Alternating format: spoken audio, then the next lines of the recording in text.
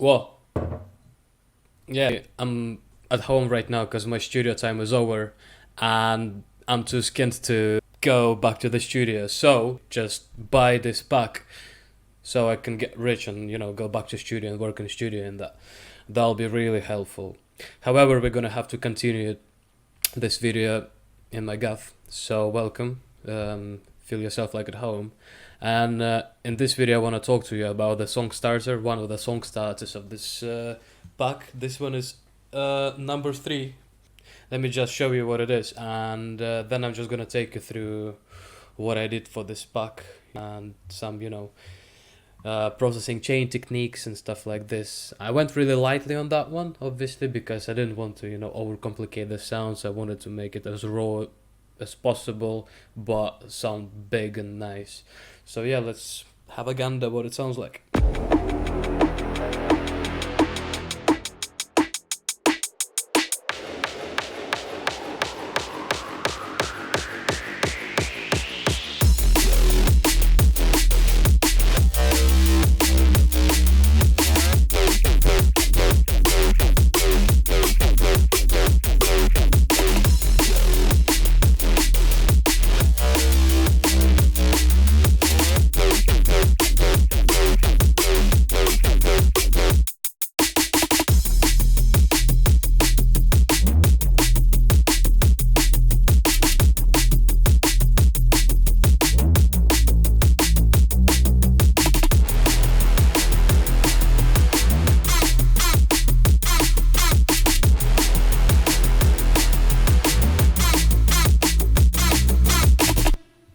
Cool.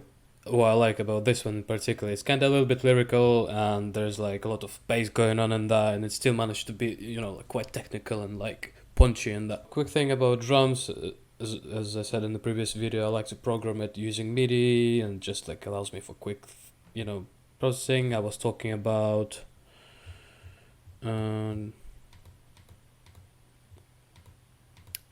sidechain before. I didn't use the sidechain. I was talking about like using the dynamic equalizer sidechain because, to be fair, I didn't practice this technique when I was making this pack. Something that would probably make if I'll be doing this now. But without it, it sounds quite punchy on its own as well, so it's good. And bassline. So what I want to talk about is my signal processing for like bass lines, and that what I recently found out, and it kind of changed my production a little bit, is like focus on your bass, to bring the bass to the point that when you listen to it like on the laptop speakers or phone speakers, you still get to listen that bass presence, so it's not just concentrated in the sub. And the best way to do it, well, I don't know if it's the best way or not, but the way I find it interesting is using distortion, because distortion is not just about the messing up your signal and making it louder and like, sounds like meme, like but originally what you do with distortion, you bring up the harmonics. So let me just show you what it like, the quick example before we proceed. I'm gonna put a serum with a with a sine wave oscillator on it, so we get a signal. It's gonna be, let's go a bit down an octave. Yeah, let's say this is our bass E. Cool, so this is our bass, and now I'm gonna bring up a saturation, and I'm gonna show you how it looks visually, what happens when you do when you distort your signal. So we see the fundamental frequency is here, it's quite obvious, and then it rolls off downwards in it. So watch what's gonna happen when I'm gonna distort it using a saturator plugin in Ableton. You can use any type of distortion unit. Can you see that what is actually happening is that the harmonics are being risen? So the harmonics are rising,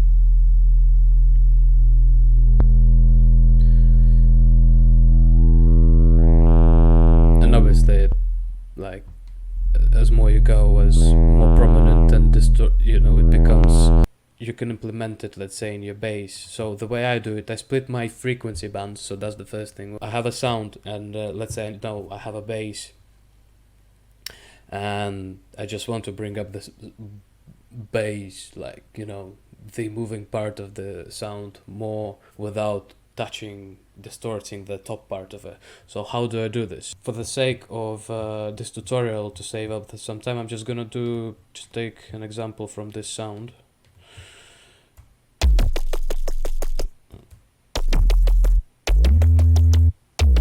So this is our patch, Liquid Danger. It plays in here.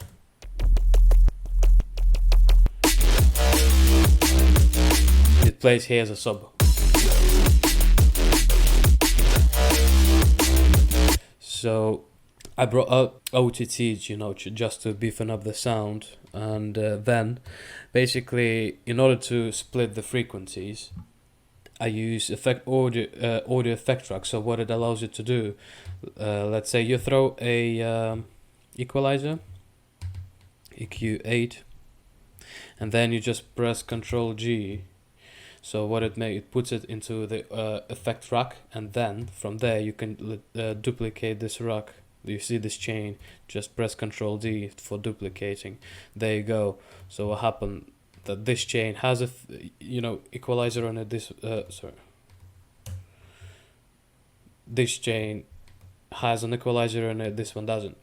So it gives you a sense that these two signals, they come in parallel, and one of them is being affected by equalizer and one of them is just going straight. So here, the stuff that I did, I just split it into two parts, two frequency bands. One is starting from 0 to from 0 to 100 hertz, and another one starts from 100 hertz and to the rest of it, which is 22 kilohertz. My point of interest is that I want to bring up the beefiness in the sub without affecting the tops. So I split this into top and bottom. Bottom, I through the saturator, and I just just see how it sounds with and without the saturator on it.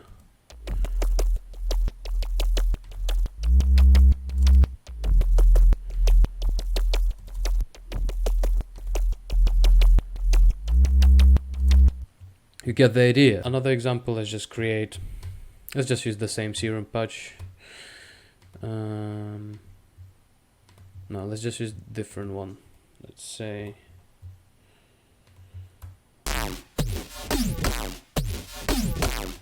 cool, we have this boy. What I'm gonna do again, EQ8.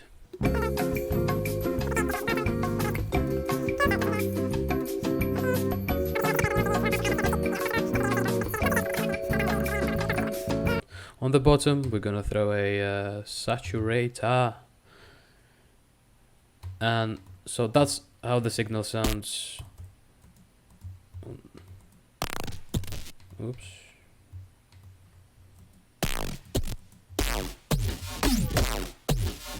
Nice. Listen to what's gonna happen when I'm gonna bring up the saturator. In fact, you can also see.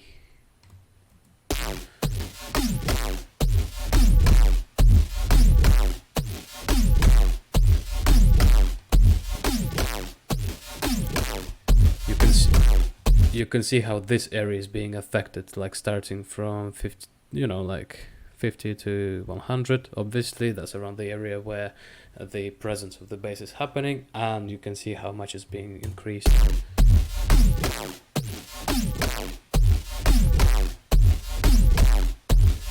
There you go, the banger is there on the way already. So yeah, that's a good technique that I found that really helped me, with trap music or something like this, when you want to bring this 808.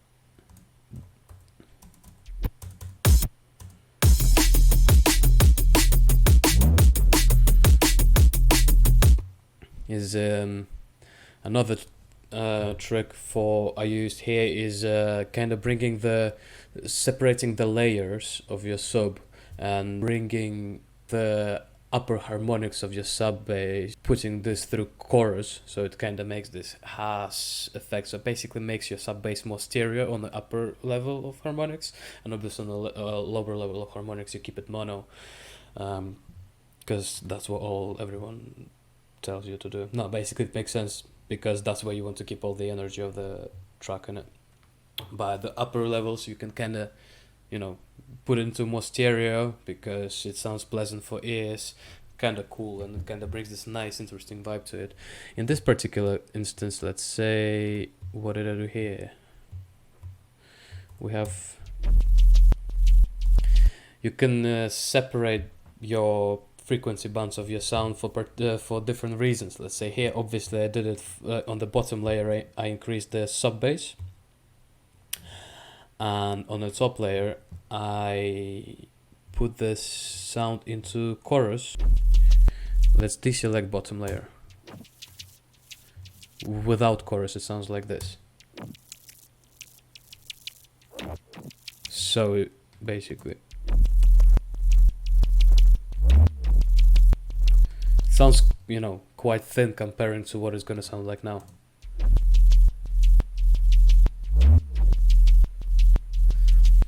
Yeah, you see, it kind of brings the character to the sound already, which I find quite cool. Again, wired here, starting from 100 to 22 kilohertz, and the next instance after that is chorus, where you can modulate it.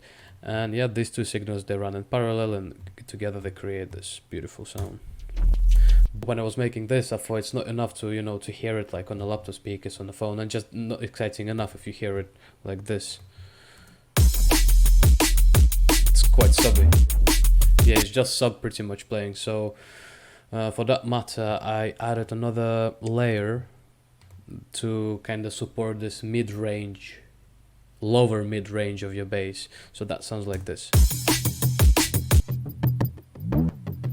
That's where like lower mid-range is going, and for that I use the patch messenger, arpeggio messenger. Sounds like this.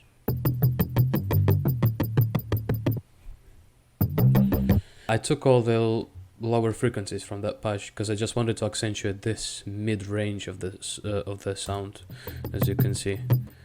Without, it sounds like this.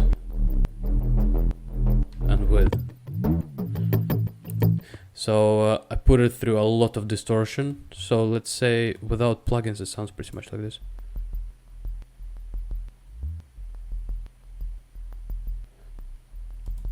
And equalizer, saturated to get all this character of the sound, saturated a lot. And after that I just put it through the chorus. So without chorus and with.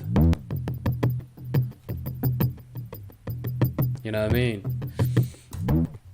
So yeah, tricks like this like Tom Piper told me, you need to perceive the sound as like games. You can play 2D game like Mario.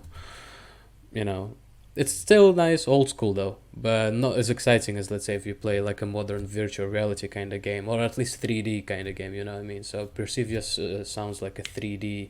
I'm still on my way personally, to develop to this ideology to approach every sound in at least 3 frequency bands. So imagine splitting each sound into 3 frequency bands and modulating it in a specific way.